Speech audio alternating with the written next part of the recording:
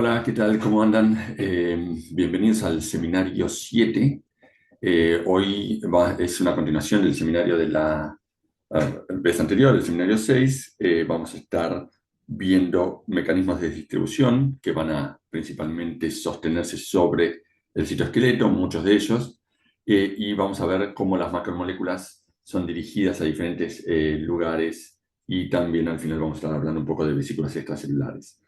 La orientación de este seminario es desde el punto de vista de la molécula y su señal y cómo las señales que van apareciendo a medida que se van generando las diferentes proteínas en la célula están asociadas con un direccionamiento intracelular y los posibles defectos que pueden aparecer en condiciones patológicas.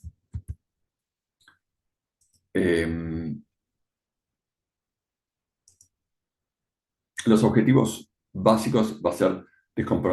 describir los componentes de la célula, la membrana y cómo están localizados, las vías de síntesis de proteína y cómo se distribuyen a diferentes regiones, las señales que las dirigen y comprender cómo las vesículas pueden estar dirigidas para diferentes orientaciones o lugares y acopladas a procesos de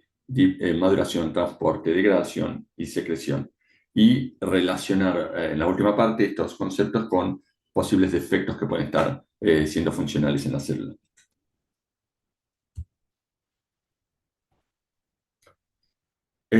Acá tenemos una microscopía electrónica y en ella podemos ver la complejidad de la organización de diferentes estructuras en la célula. Podemos ver estructuras membranosas ordenadas como retículo endoplasmático rugoso si tiene ribosomas asociados, retículo endoplasmático liso si no estuviera, estructuras de vesículas y organelas. Pueden haber diferentes estructuras como las mitocondrias. Entonces, entendemos que dentro de la célula tenemos un sistema complejo de membranas que permiten la distribución de diferentes proteínas a lo largo del sistema. Este sistema de membranas está principalmente compuesto por la envoltura nuclear, con sus poros y la doble membrana que está envolviendo el material nuclear o el material genómico, y que sabemos que por el seminario anterior que tiene una estructura de filamentos intermedios que son las láminas nucleares. A partir de la orientación hacia una región del núcleo podemos encontrar la estructura del retículo endoplasmático, ya sea rugoso o liso. A partir de él podemos encontrar el aparato de Golgi, las estructuras de membrana de los endosomas, los lisosomas y vesículas de transporte. Y además tenemos las mitocondrias como organelas dentro de este sistema. Hablamos que en la clase pasada que estos componentes están orientados y organizados de una manera de darle polaridad a la célula y podemos entender cómo en una célula epitelial tenemos distribuciones de vesículas y organelas estructuradas de una manera determinada para poder favorecer el transporte y el pasaje de los diferentes componentes en la célula a medida que se van produciendo y madurando. Entonces, lo más importante que tenemos que entender es la estructura de cada compartimento, relación que existe entre cada uno de estos compartimentos. Vamos a entender cómo de retícula se puede pasar a Golgi y volver a retículo, y cómo se estarían estructuradas en la codificación de la proteína las señales que nos llevan a distintos compartimentos. Entonces, ¿cuáles son esas señales? Es muy importante entenderlo para poder saber cómo una proteína puede ser dirigida a distintos lugares. Tenemos que, a partir de un ARN mensajero maduro que va a codificar para una proteína, la síntesis o la traducción de esta proteína a partir del ARN mensajero se inicia todas en ribosomas libres. Según las señales que empiecen a aparecer en esta proteína naciente, vamos a encontrar que existen distintos direccionamientos. Un direccionamiento posible es hacia el retículo endoplasmático rugoso, o otro direccionamiento posible es la síntesis o permanecer la síntesis en ribosomas libres en el citosol. Esto va a depender del direccionamiento de la proteína y su señal y a dónde debe ser dirigida. Proteínas de membrana, proteínas de secreción, proteínas que van a estar dentro de los lisosomas o algunos peroxisomas, pueden tener señales que dirigen específicamente al retículo endoplasmático rugoso y entonces vamos a entrar en un sistema de síntesis de esta proteína dentro del compartimento de membrana. Si estamos hablando de una proteína que va a permanecer en el citosol, proteínas que pueden entrar a la mitocondria a partir de la translocación de las membranas de las mitocondriales, o proteínas del citoesqueleto, o proteínas que tienen funciones en el citosol, van a permanecer con señales que le permitan ser traducidas en ribosomas libres y dejar la proteína en el citosol. Esto es muy importante entenderlo y es muy importante comprender cuáles son estas señales. Entonces, suponiendo que entendemos ahora la estructura de la envoltura nuclear, sabemos que el núcleo tiene una característica diferenciada que lo permite seccionar o separar el componente genético del citoplasma. Esta es lo que distingue una célula eucariota de una célula procariota, esta doble membrana que delimita el componente genético y permite la separación o la regulación en la expresión génica de componentes que ocurren dentro del núcleo y componentes que ocurren fuera de él. Los ARNs en eucariotas sufren un proceso de maduración primero en el núcleo antes de ser transportados al citosol para su traducción, y eso permite un doble control, un control sobre los mensajeros que tienen que estar bien procesados para no ser degradados en el citosol, y un control sobre la temporalidad en la cual se produce la regulación. Entonces, la envoltura nuclear va a limitar el acceso a los factores de transcripción al citosol. Sabemos que para poder ingresar proteínas que han sido producidas en el citosol a la estructura nuclear o al núcleo, deben pasar a través de estas estructuras de poro nuclear que están enterradas entre las dos membranas de la separación nuclear, y tienen un mecanismo de regulación específico para poder ser transportadas. Acá tenemos una microscopía electrónica de barrido luego de una criofractura, donde se puede ver claramente la estructura de doble membrana y la estructura de los poros nucleares, cómo se encuentra organizada dentro y fuera del núcleo, que puede verse de esta manera y ver cómo se establecen los poros nucleares. Es muy importante entender que una proteína que puede funcionar como factor de transcripción, que es producida en el citosol, o proteínas nucleares que tienen que salir al citoplasma, deben hacerlo a través de este poro nuclear. Y este poro nuclear es una estructura bastante significativa, con un complejo sistema de regulación, con unos filamentos por el lado citoplasmático y una estructura de canasta por el lado nuclear, asociado a la doble membrana y a, como podemos ver acá, las láminas que mantienen la estructura del núcleo y la estructura genómica que interactúan. Entonces, una proteína que tiene que entrar al núcleo debe tener una señal de incorporación, una proteína que tiene que salir del núcleo tiene que tener una señal de exportación. Este poro está compuesto por nucleoporinas y podemos verlo acá en microscopía electrónica, como se ven las estructuras de canasta y de filamentos.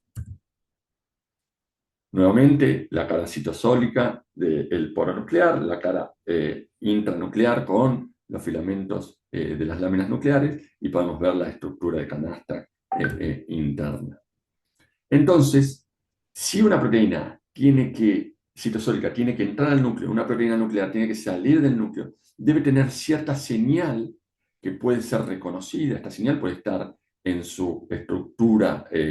desnaturalizada, que puede ser expuesta en algún momento según la regulación para que pueda ser reconocida, o puede ser estructuras que se ven luego que la proteína adquiere una forma tridimensional. Sea una manera o la otra, existe una señal que le permite a la célula poder ser dirigida a diferentes regiones.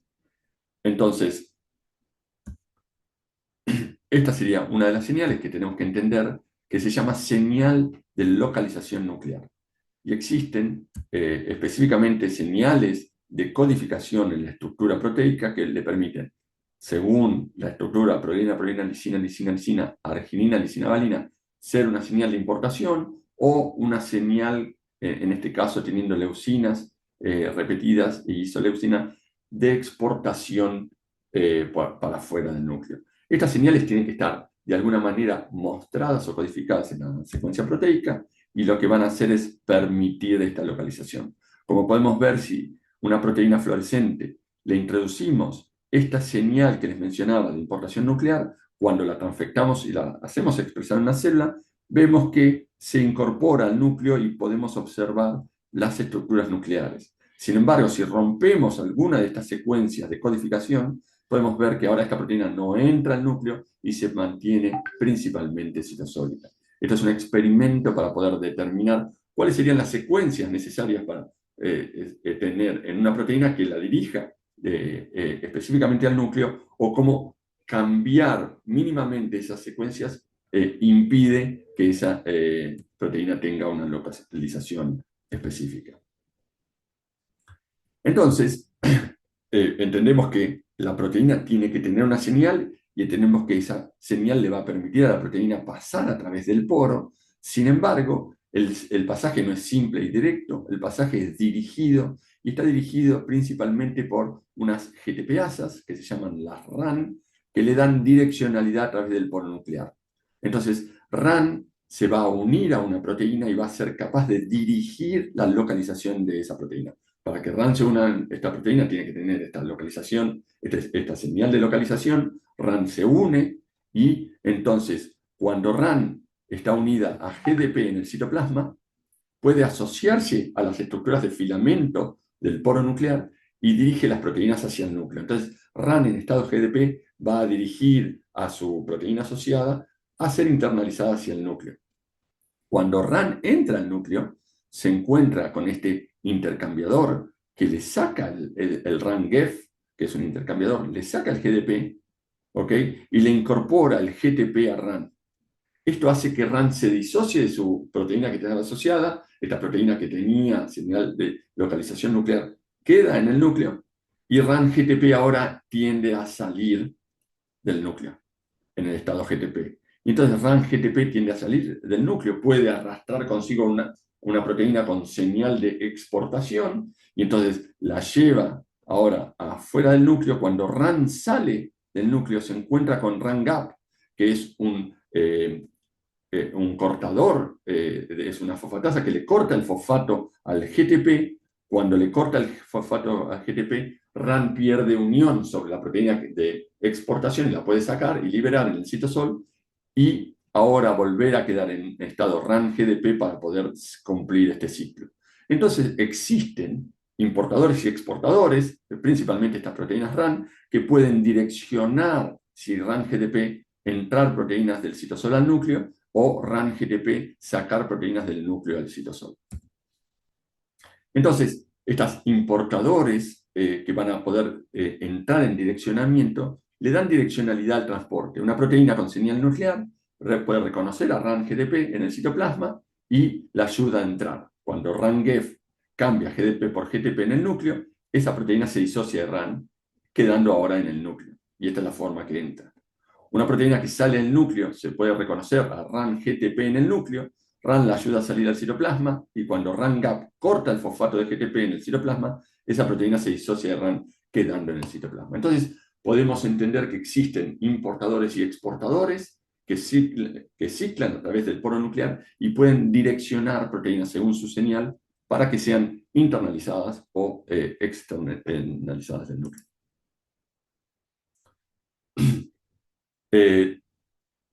Los ARN mensajeros, en este caso podemos entender que existen distintos tipos de ARN mensajero. Existen distintos tipos de ARN. El mensajero no usa el sistema RAN, sino que es un sistema de transportinas que lo ayudan a pasar a través del poro nuclear, eliminando algunas proteínas del mensajero que tienen que quedar en el núcleo y permitiendo que el CAP, las proteínas de poli-A, que son estabilizadoras de ese mensajero, puedan salir. Los microRN y los tRNA utilizan el sistema de exportinas que les acabo de mencionar, de RAN-GTP, y algunos no se conoce bien su mecanismo. Entonces, hemos visto que una proteína que tiene direccionamiento nuclear, principalmente su síntesis va a ser en el citoplasma. Una vez que sea terminada su producción, va a ensamblarse en una estructura tridimensional que va a ser reconocida por alguna señal de localización nuclear expuesta por los RAN direccionadores que la van a internalizar en el núcleo. Si hablamos ahora una proteína de localización o importación mitocondrial, hablamos de proteínas que nuevamente empiezan a ser traducidas en ribosomas libres, tienen señales crípticas de direccionamiento a la mitocondria, y esas señales de importación a la mitocondria le van a permitir que sean reconocidas por chaperonas específicas, ¿ok? Por chaperonas específicas que la mantienen en una estructura no plegada, o sea, desenrollada. Estas señales son reconocidas por los translocadores de la membrana externa de la mitocondria, con gasto de ATP la pueden internalizar y acoplarlas a los translocadores internos. Estos se llaman TOM por externos, estos se llaman TIM por internos, y una vez que esta proteína es internalizada con gasto de ATP hacia la matriz extracelular, nuevamente existen chaperonas como las HCP70 que las pueden traccionar a través de los translocadores para que pase esta proteína y presentarla finalmente a un HCP60, que es una proteína estructural de la matriz, que va a permitir el plegamiento ahora de la proteína en la matriz para que tenga una función específica.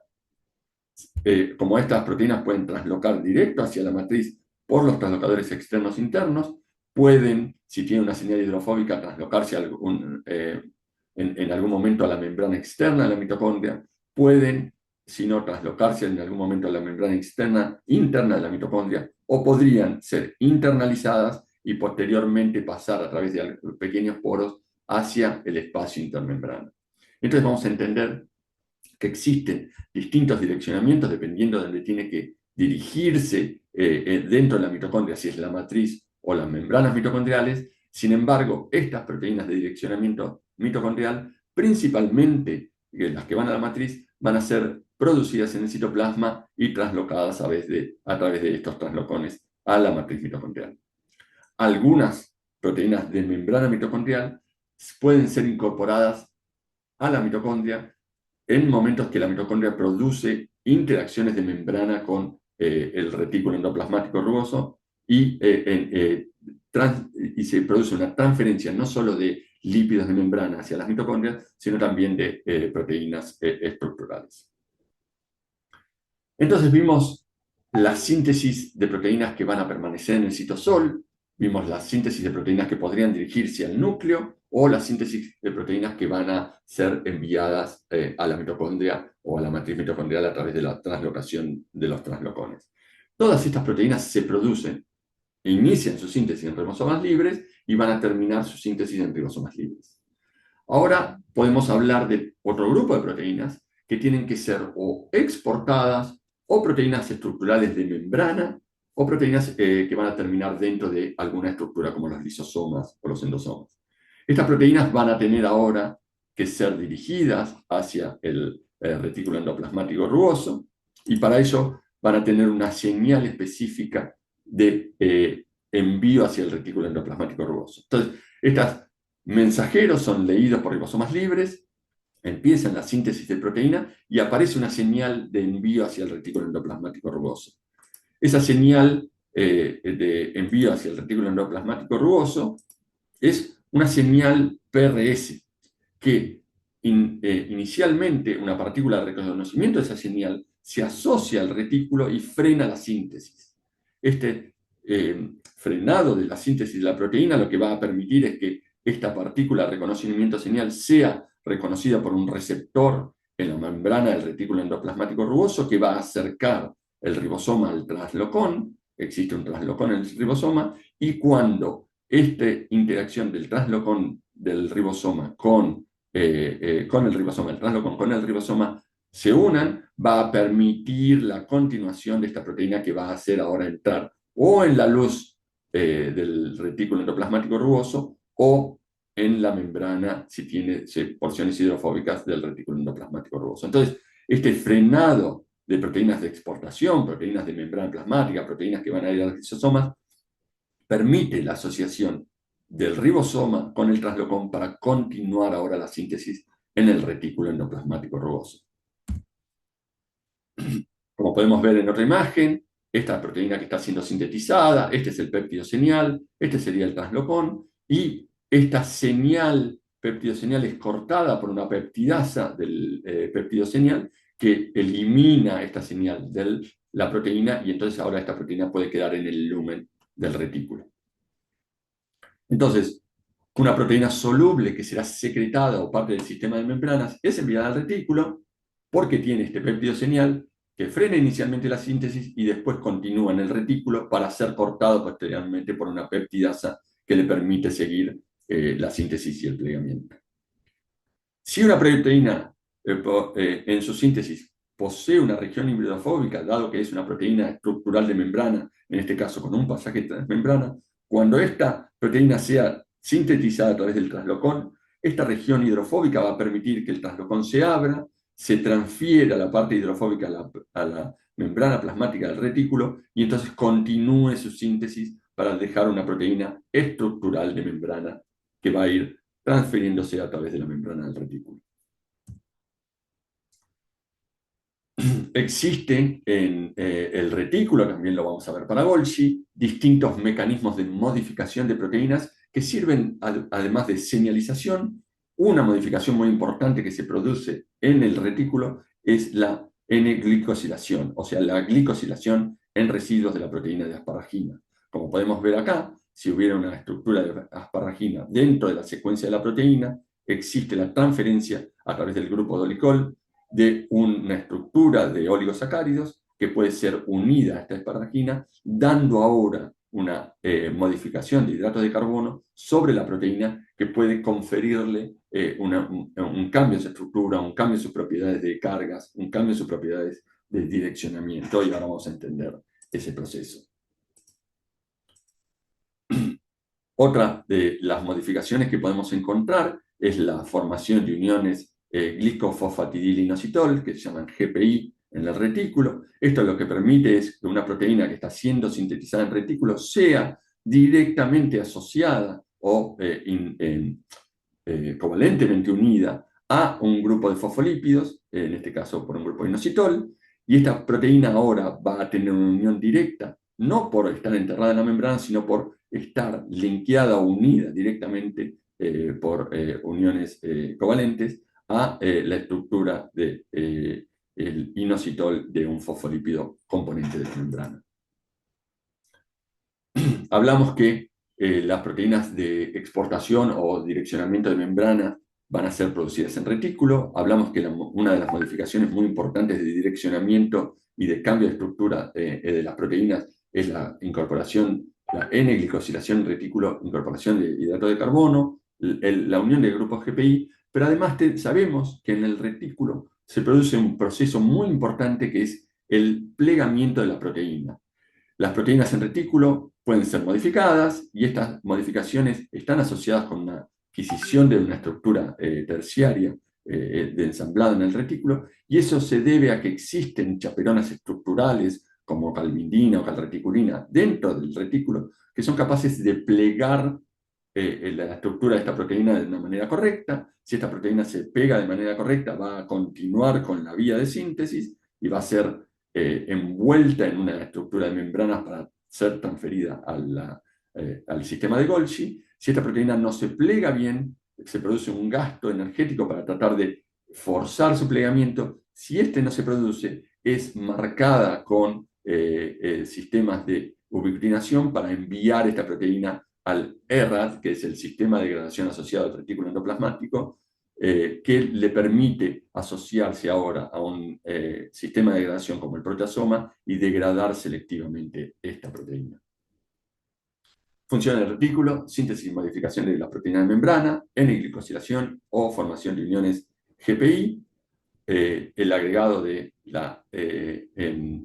el monosacáridos dentro del grupo de glicol, participa en el plegamiento de la proteína y controla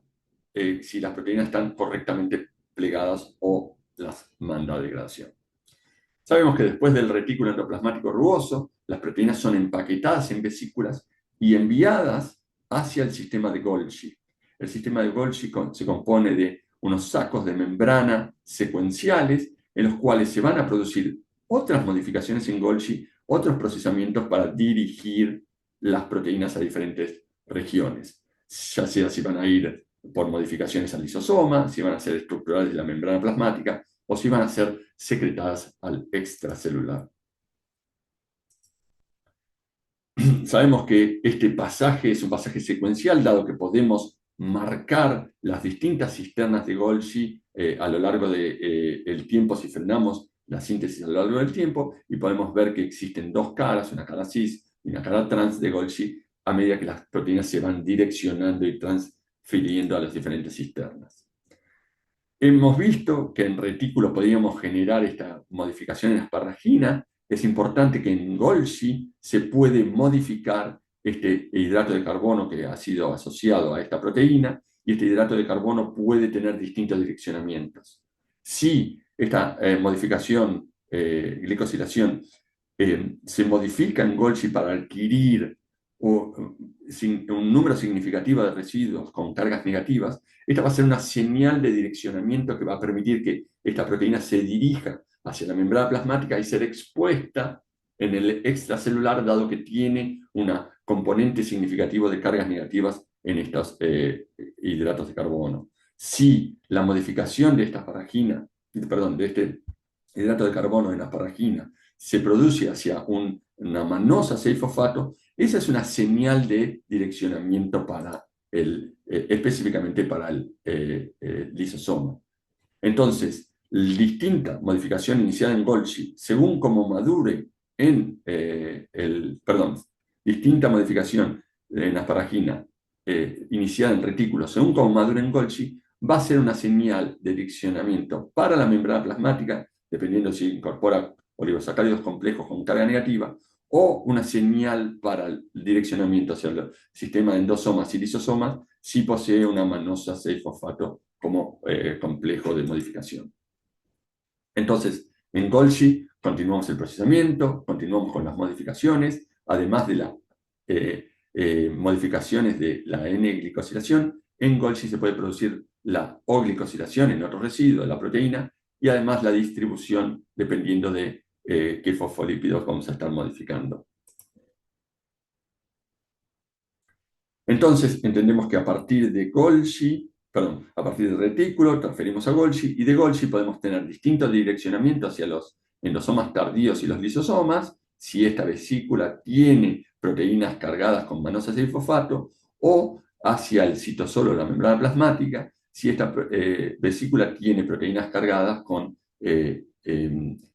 hidratos de carbono modificados en cargas negativas.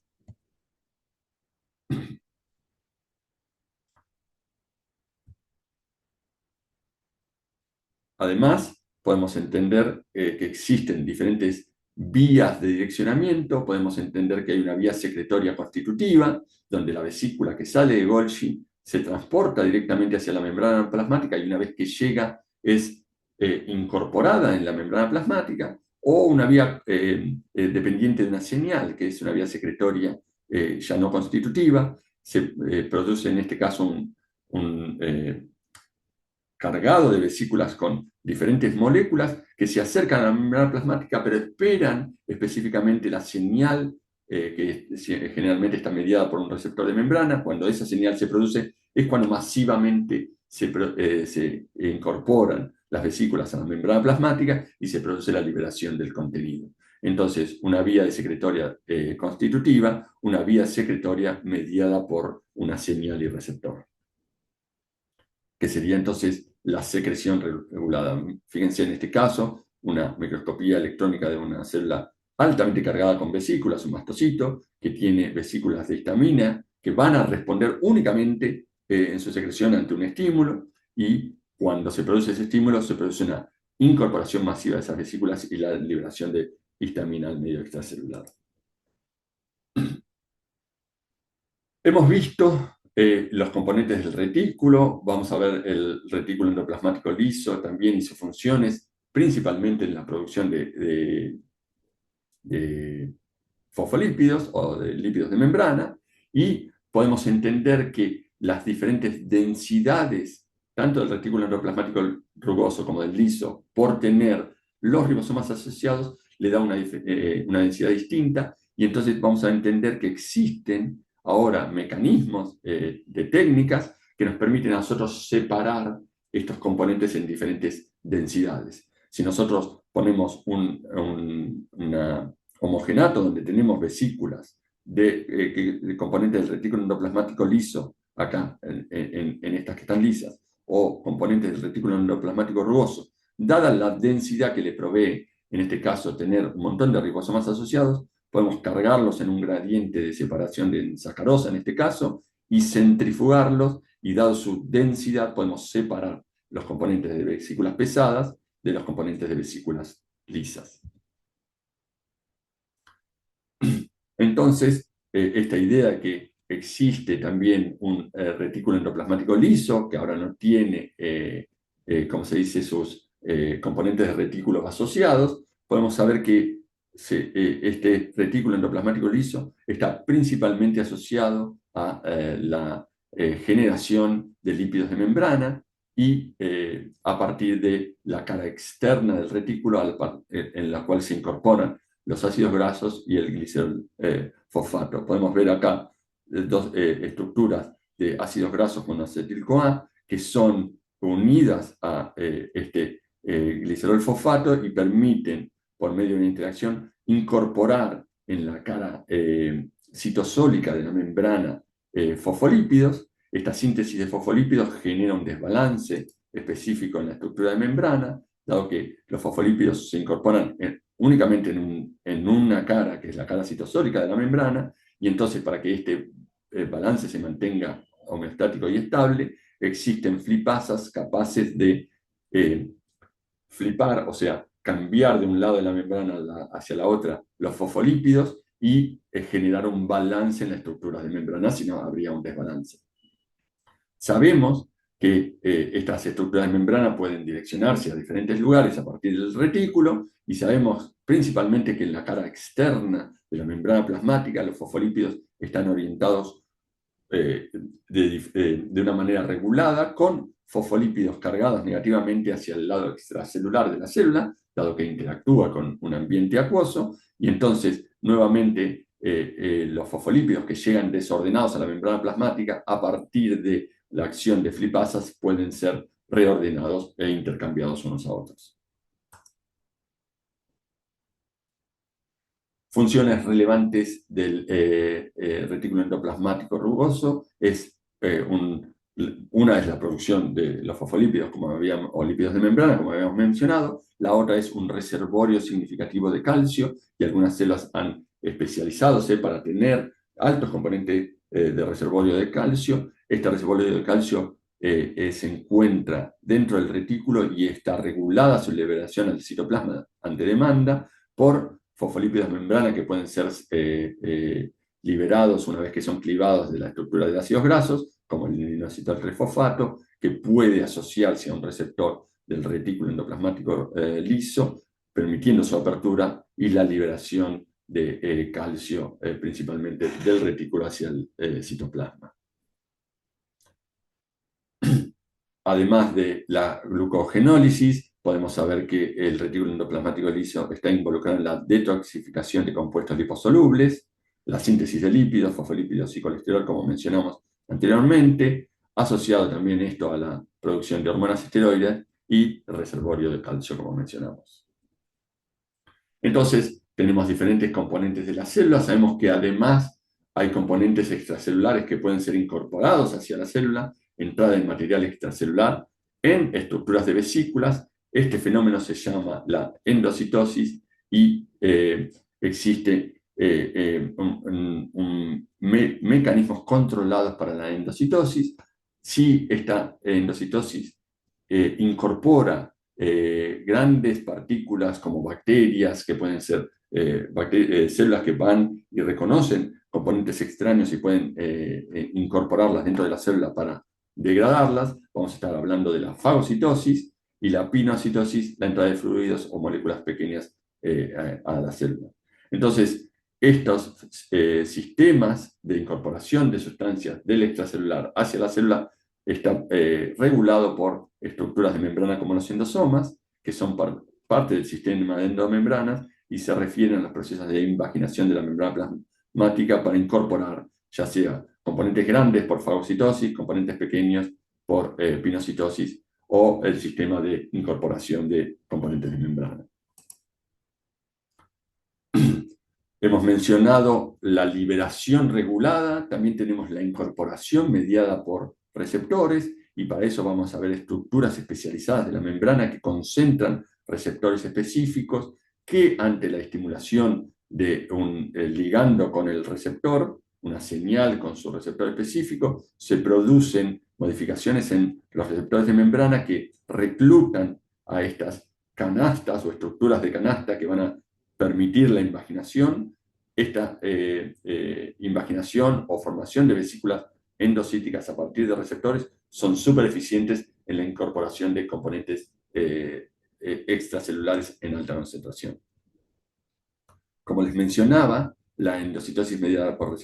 receptor está principalmente asociada a que los receptores van a poder permitir la formación de estas estructuras de canasta, dado que tienen los receptores una asociación con una adaptina, una proteína adaptadora, que recluta ahora a proteínas de canasta. En este caso podríamos mencionar esta proteína verde como la clatrina. La clatrina va a formar lo que se llama un triskelion, que es una estructura tridimensional de 3 componentes de clatrina que forman, una vez que se van asociando, una estructura que le permite englobar la membrana e ir invaginando la estructura de la membrana. Posteriormente, esta membrana es clivada o cortada por medio de una proteína de lazo, que es la dinamina, y entonces permite la liberación ahora de la vesícula dentro del citoplasma. Posteriormente, la estructura de clatrina se libera, permitiendo ahora que esta proteína sea direccionada a diferentes regiones, ya sea de la vía endocítica, ya sea de la vía de Golgi. Y acá es como se observa la estructura de invaginación de clatrina y el sellado de la membrana por dinamina y la liberación de la vesícula en el citosol. Entonces, sabemos que a partir del retículo, a partir de Golgi, a partir de la membrana plasmática, se pueden formar diferentes vesículas que tienen que direccionarse a diferentes lugares, ya sea en los endosomas para recibir vesículas del extracelular que van a ir a los sistemas de los lisosomas, o a través de Golgi que van a entrar a los endosomas y también dirigirse a los lisosomas. Entonces, sabemos que hay un estadio de cisterna o estadio de recambio que se llaman los endosomas, que pueden recibir direccionamiento de proteínas, ya sea de vesículas, ya sea desde la membrana plasmática o desde Golgi, y dirigirlas principalmente hacia los endosomas tardíos o los lisosomas para su degradación. Eso es lo que les acabo de mencionar. Y entonces vamos a entender que existen diferentes mecanismos de internalización. Uno es mediado por receptor o clatrina, y otras que son independientes de clatrina, algunas como las caviolas, que dependen ahora de estas caviolinas, que son proteínas de canasta distintas a las clatrinas, que permiten la invaginación a partir de las balsas lipídicas, y a partir de ellas formación de interacción e invaginación mediada también por receptor. Están implicadas las caviolas o las caviolinas en inflamación crónica y otras patologías, como la arteriosclerosis, la distrofia muscular y las dislipemias. Entonces acá tenemos diferentes estructuras de vesículas, unas envueltas con la estructura de canasta de clatrina, otras con COP1 y COP2. Y ahora vamos a entender que COP1 y COP2 son proteínas de canasta que también producen invaginación y son muy importantes para el direccionamiento a través del retículo y Golgi. Habíamos hablado que las proteínas que se van produciendo en la matriz del retículo y empaquetadas en vesículas van a pasar en vesículas desde el retículo a Golgi y van a salir de Golgi hacia la membrana plasmática o los lisosomas. Esta evaginación de la membrana depende de la canasta COP2, que dirige principalmente las vesículas del retículo hacia Golgi. Entonces, si una vesícula se encuentra en este camino entre retículo y Golgi, envuelta por una canasta de COP2, sabemos que se dirige del retículo a Golgi. Sin embargo, sabemos que existen proteínas que son proteínas chaperonas mencionadas en retículo endoplasmático rugoso, que son residentes del retículo. ¿Ok? Estas chaperonas ayudan al plegamiento en retículo, pero a veces son internalizadas dentro de vesículas que van de retículo a Golgi. Sin embargo, estas chaperonas son proteínas de retículo. Estas proteínas salen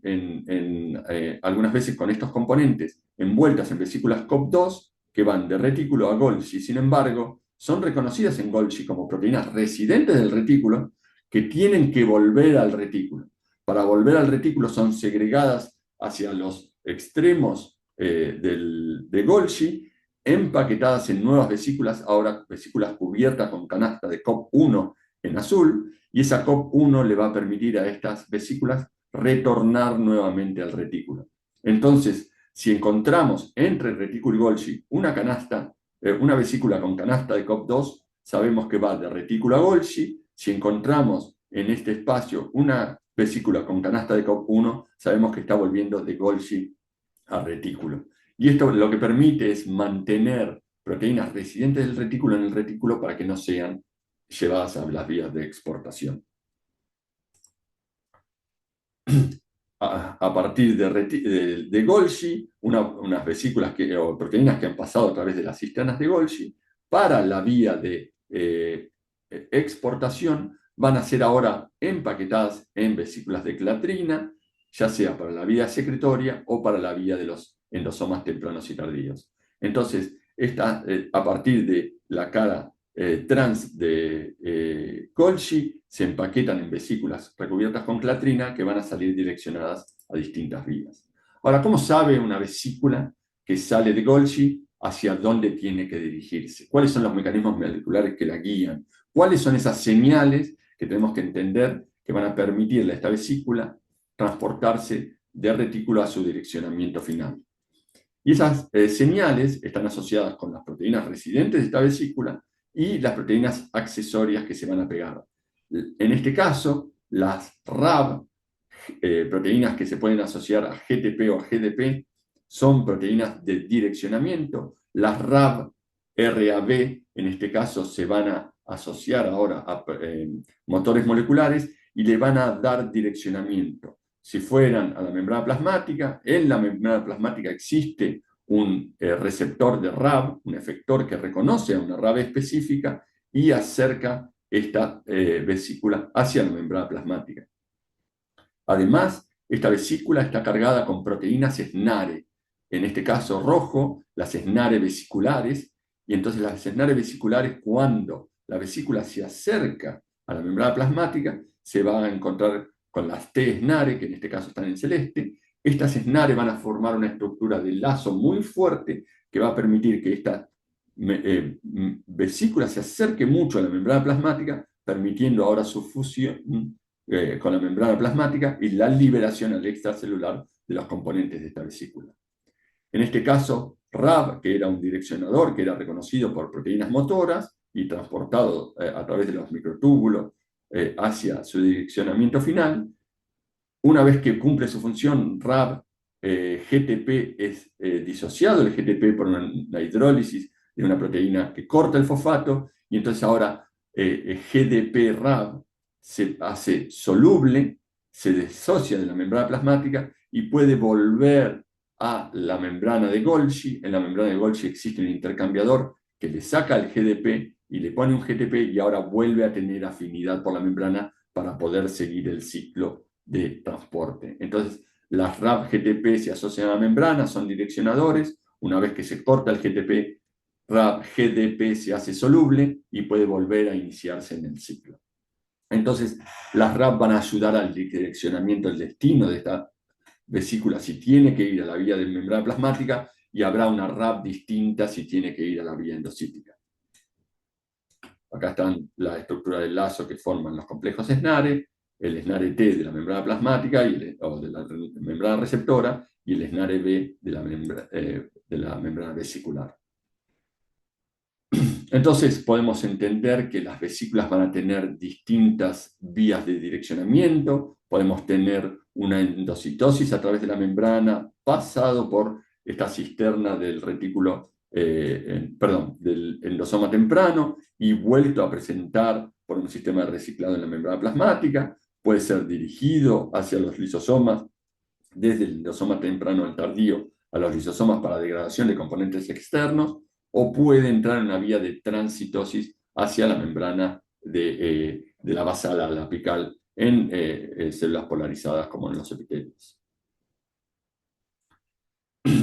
Sabemos que los lisosomas son estructuras de degradación, se encuentran rodeadas de membrana, contienen una serie de enzimas hidrolíticas que funcionan a un pH definido ácido o más ácido que el citosólico, y para ello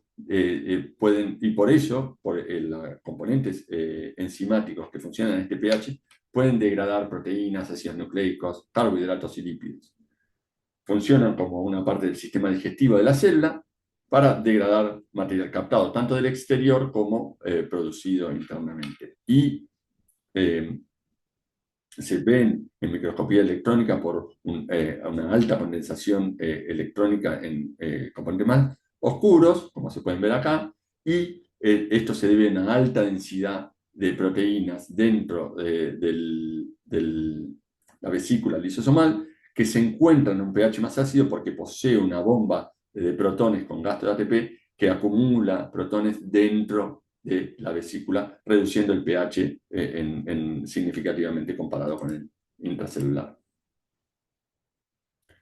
Entonces, habíamos mencionado que en retículo nosotros podemos incorporar en un aminoácido de asparagina un grupo de hidratos de carbonos, y que en Golgi la modificación de esos hidratos de carbono hacia una manosa 6-fosfato va a ser señal de que esta proteína que va a pasar por las cisternas de Golgi sea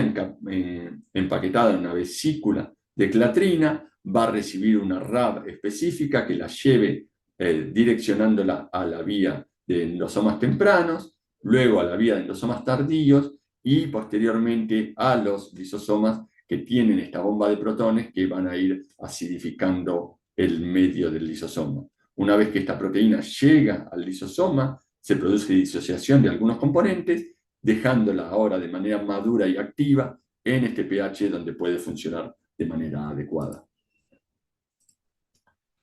Hemos mencionado la vía de fagocitosis, que es la incorporación de grandes componentes del extracelular, en este caso una bacteria, que puede ser enviada a las vías del lisosoma para degradación. Sabemos también que existe el mecanismo de autofagia, que es una invaginación de componentes del citosol por medio de una estructura de membrana, como si hubiera sido fagocitada, por eso se llama autofagia, y esta sin embargo no se produce a través de la membrana plasmática, sino de la metabolización de componentes lipídicos para envolver estructuras, en este caso una mitocondria, y pueden ser ahora, una vez que está envuelta en una membrana de autofagosoma, ser incorporada al lisosoma para su degradación. Entonces, el mecanismo de la autofagia también va a terminar dentro del sistema de lisosomas para ser degradado.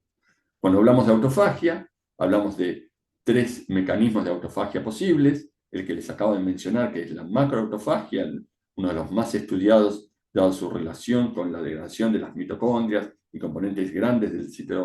citoplasma, que requiere la formación de un autofagoforo, una estructura de membrana que van a terminar envolviendo los componentes del citoplasma y llevándolos al lisosoma para su degradación. Después podemos hablar de la autofagia mediada por chaperonas, que degrada selectivamente proteínas citosólicas que entran dentro del lisosoma a través de translocadores como los LAMP, o de la microautofagia, que es la invaginación a través de la membrana del lisosoma de pequeños componentes que son degradados posteriormente. En el camino de la autofagia existe un mecanismo, de la macroautofagia, existe un mecanismo selectivo de formación de vesículas que involucra diferentes etapas. Una etapa de nucleación, que ocurre con la formación inicial de esta estructura de fagoforo, con la señalización primero de componentes del citoplasma que van a nuclear la formación de esta estructura del fagoforo. Posteriormente a la nucleación se produce la expansión y la maduración, que es la formación de esta estructura cerrada de membranas que envuelve el componente citosólico y posteriormente, luego de la maduración, la degradación per se, que es la unión de esta estructura con la membrana del lisosoma y la incorporación del componente dentro del lisosoma, que por acción de las enzimas lisosomales a un pH ácido van a permitir la degradación de los componentes. Y así es como entendemos el sistema de mitofagia que permite la degradación de las mitocondrias por un sistema regulado, la formación del autofagoforo, la maduración y la degradación posterior de los componentes intracelulares. Por último, vamos a ver las vesículas las extracelulares, que las van a encontrar en los libros, si bien son método de estudio o componente de estudio mucho más reciente. Son estructuras vesiculares limitadas por membranas lipídicas que son liberadas de manera controlada al medio extracelular, actúan como vehículos de comunicación, generalmente son muy pequeñas, son vesículas que se secretan o se liberan hacia el extracelular, que pueden transportar proteínas, lípidos y hasta material genético, en algunos casos ARNs, ¿ok? Y su importancia ha crecido en la investigación biomédica debido a que cumplen un rol en la señalización y en el potencial de diagnóstico de terapias. Podemos clasificarlas en 3 grupos de vesículas extracelulares, dado su tamaño. Las más pequeñas son los exosomas, que van de los 30 a los 150 nanómetros y se originan a partir de la liberación de cuerpos multivesiculares que están dentro de las células, dentro del sistema de endomembranas endocítico, y la fusión de esta membrana con la membrana plasmática libera estos componentes al extracelular con una forma de comunicación intercelular. Las microvesículas, ya un poco más grandes, de 100 a 1000 nanómetros, se generan por gemación directa de la membrana plasmática y también pueden contener componentes del citoplasma, que son variados, proteínas, lípidos y ARNs, y participan en procesos de inflamación, coagulación y respuesta inmune. Y por último, los cuerpos apoptóticos, que ya son cuerpos mucho más grandes y se generan a partir de un proceso que es la muerte celular programada en un sistema controlado, que contienen restos de organelas y material citoplasmático que se forman para facilitar la eliminación segura de estos componentes sin inducir una respuesta inflamatoria. Y acá podemos ver una microscopía electrónica cómo se produce la liberación, en este caso de pequeñas vesículas de exosoma, a partir de los cuerpos multivesiculares. Entonces, este componente de vesículas extracelulares se están descubriendo hoy en día diferentes funciones asociadas a la secreción de estas vesículas, están o participan en fenómenos de proliferación, de diferenciación y también de respuesta al estrés. El sistema inmune utiliza estas vesículas para regular mecanismos de inflamación, para la transferencia de antígenos, citoquinas y ARN mensajero, y además la interacción de células a través de estas vesículas permite una comunicación específica a través de receptores en la membrana, permitiendo procesos de adhesión, endocitosis y fusión. Estas vesículas entonces van a jugar un papel muy importante en la progresión tumoral, siendo señales de estrés y de activación de células vecinas, ¿okay? Participan en fenómenos de proliferación, angiogénesis y evasión del sistema inmune, facilitando la metástasis, preparando lugares de nicho premetastásticos y además de la transferencia de ARNs y proteínas. Y entendiendo ahora estos mecanismos, los investigadores y los médicos hoy en día proponen la utilización de estas vesículas exosómicas para transferencia de diferentes componentes entre células o a células dirigidas, y entonces se empieza a entender un gran potencial terapéutico de estas vesículas debido a que pueden servir como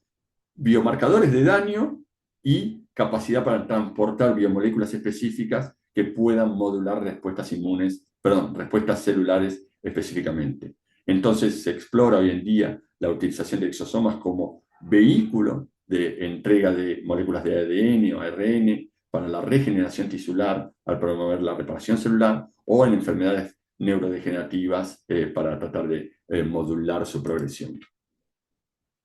Hemos terminado con todos los componentes y el direccionamiento de las vesículas. A modo de ejemplo, les voy a dejar algunas diapositivas mencionando ahora específicamente cuando estos sistemas no funcionan, cómo podrían estar asociados a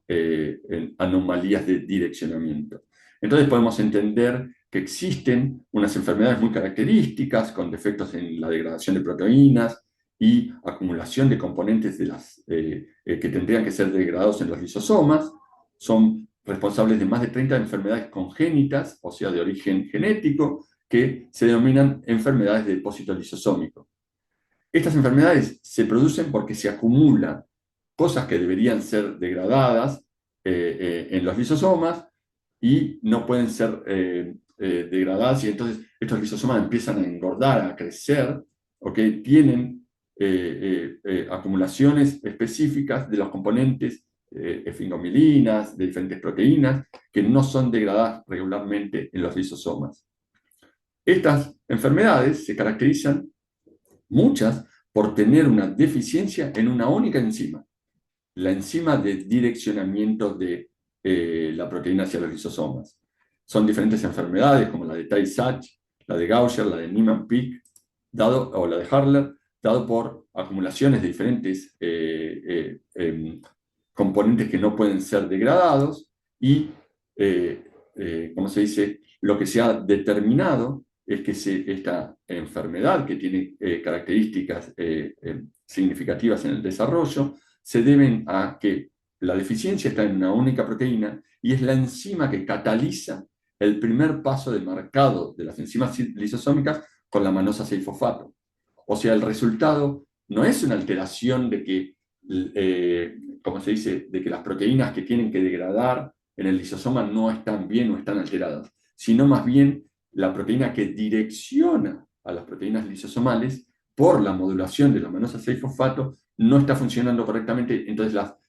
proteínas lisosomales no llegan al lisosoma. Estos individuos tienen una enfermedad de rasgos faciales toscos, anomalías esqueléticas, hepatomegalia, retraso mental, y hoy en día no existe un tratamiento para estas anomalías. Entonces, el fallar una sola proteína de direccionamiento induce distintos tipos de enfermedades. Podemos hablar también, dar como ejemplo la fibrosis quística, que es un ejemplo recurrente en nuestra materia, y existen diferentes tipos de mutaciones en el gen de la fibrosis quística que pueden llevar a un mal funcionamiento del clon cloro. Existe un mecanismo de mutaciones que lo que hace es no permite el pasaje de la proteína a través del retículo y un agregado de esta proteína en retículo. ¿Por qué? Porque esta mutación impide plegamiento. Entonces las chaperonas de retículo empiezan a intentar plegar esta proteína de manera correcta, eso demora el pasaje del transportador de cloro a través del retículo, detiene y acumula proteínas dentro del retículo, y esto genera un estrés de retículo, un problema de degradación a partir de las proteínas del sistema de degradación del retículo y una mala presentación de la proteína en membrana, o sea, en este caso, mutaciones de tipo 2 no presentan la proteína en membrana.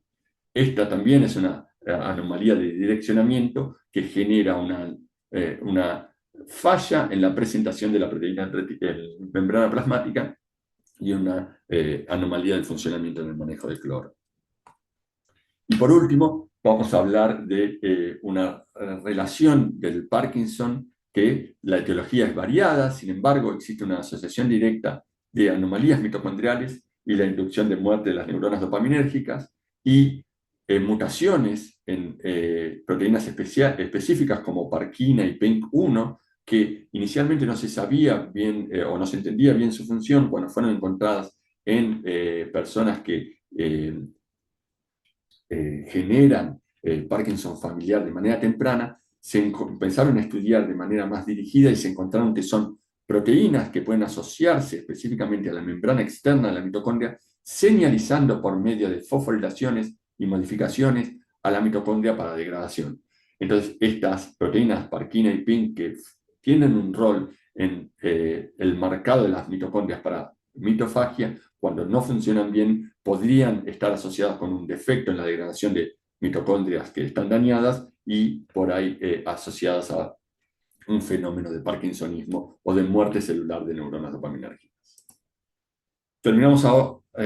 el seminario de direccionamiento. Espero que les haya quedado claro. Acuérdense que los martes de 1 a 3 y 3 a 5 tenemos las clases de consulta. Vengan a las clases de consulta, miren estos seminarios y vengan a las clases de consulta para evacuar dudas y poder, como se dice, tener mayor profundidad en el conocimiento.